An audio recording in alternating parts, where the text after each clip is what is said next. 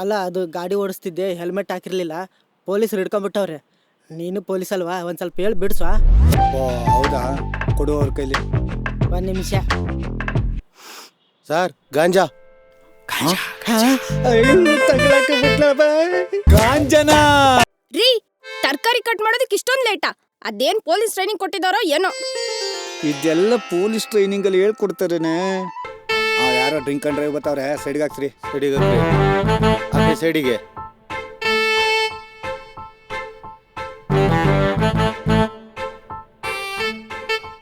ಏಯ್ ಏನಾ ಕುಡ್ಕೊಂಡ್ ಗಾಡಿ ಓಡಿಸ್ಕೊ ಬರ್ತಾ ಇದ್ಯಾ?